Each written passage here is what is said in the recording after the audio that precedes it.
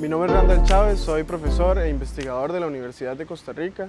Hice una tesis de maestría sobre las memorias de la generación de Alcoa entre 1968 y 1970, donde estudié la memoria pública de las protestas en contra de Alcoa, y en este video vamos a ver un poco sobre mi investigación.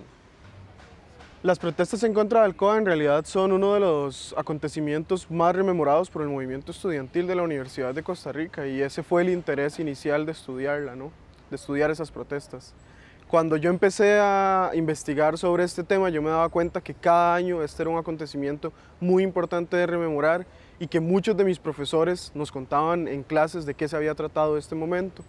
De manera muy resumida, lo que sucedió en 1970 fue que un grupo de estudiantes se habían organizado desde 1969 para oponerse a una empresa transnacional que tenía el interés de hacer una extracción de bauxita, ¿no? Que la bauxita es la materia prima para hacer aluminio, y se quería crear en el Valle del General una gran planta extractora de bauxita. Cuando los estudiantes se enteraron de esto, después de una iniciativa de una estudiante en un congreso de estudiantes que se realizaba todos los años, lo que sucedió fue básicamente que se empezaron a generar foros de discusión, seminarios, mesas redondas, y esto desembocó en una cadena de protestas que encontró su punto más álgido entre marzo y abril de 1970. El problema para los estudiantes es que el contrato con la empresa era apoyado por dos figuras políticas muy importantes en ese momento, que eran José Figueres Ferrer, y además era apoyado por José Joaquín Trejo Fernández. José Joaquín Trejo Fernández no solo era el presidente del país, sino que antes de serlo había sido solamente profesor de la Universidad de Costa Rica, y esto le valía el apodo popular de el presidente de las manos limpias. Al ser el presidente de las manos limpias, los estudiantes tenían una tarea bien complicada de oponerse a un gobierno que tenía la simpatía de algunos sectores de la sociedad y que no era cuestionado, y además tenían la dificultad de oponerse a una figura tan importante como José Figueres. Cuando los estudiantes empiezan esta oposición, se empieza a crear una idea sobre las vinculaciones con el Partido Comunista que podían tener los estudiantes. Aunque esto en realidad no era así, porque el Partido Comunista tenía muy poca influencia dentro de la Universidad de Costa Rica para ese momento. Y hasta años anteriores el movimiento estudiantil básicamente se había movido en una posición demasiado institucionalizada de sus protestas. Pero hacia abril, cuando las protestas alcanzan su punto más álgido, básicamente entre el 20 y el 24 de abril, es cuando es evidente que los estudiantes han logrado articular un movimiento de oposición muy fuerte, en el que no solamente hay universitarios y universitarias, sino que también hay miles de estudiantes de colegio. Estos estudiantes de colegio se unen a las manifestaciones porque desde 1969 los estudiantes habían empezado a realizar algunas giras, digámoslo así, de discusión en los colegios de secundaria del país, pero los estudiantes de colegio también se unen porque desde el 22 de abril todos sus profesores deciden unirse al movimiento de huelga. Una conclusión de esta investigación es que el 68, las protestas estudiantiles en todo el mundo de 1968, fueron muy importantes para construir la opinión pública y posteriormente la memoria de esa generación. Aunque los estudiantes de la Universidad de Costa Rica no estaban directamente relacionados con esta cadena global de protestas que se estaba haciendo en todo el mundo, lo cierto es que en el momento la opinión pública imaginó un vínculo global con las protestas que estaban haciendo los estudiantes en Costa Rica, pero también los estudiantes, ya en su versión de profesionales, profesores, catedráticos de esta universidad, se imaginaron como parte de la lucha de 1968 que los estudiantes del mundo entero estaban llevando a cabo.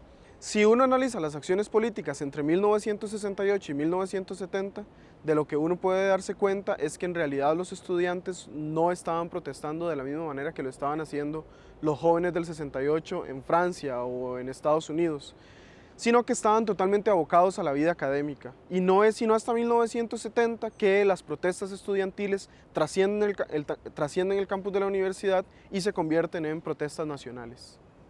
Aunque desde antes ya existían temores sobre las vinculaciones políticas de los estudiantes de la universidad, para 1968 y de frente a las protestas estudiantiles que se estaban realizando en todo el mundo, los políticos costarricenses se sienten profundamente preocupados por qué pueden llegar a ser los estudiantes en 1968.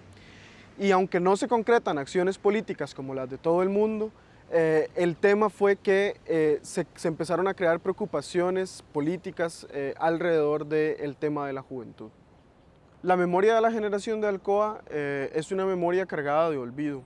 Es una memoria que en la construcción de sus hechos construyó un elogio a esa generación en el que no cupo un montón de gente que había protestado. Por ejemplo, no cupo toda la cantidad de estudiantes de colegio que protestaron en ese momento, y tampoco entraron en ese relato las mujeres que habían tenido un papel protagónico en 1970.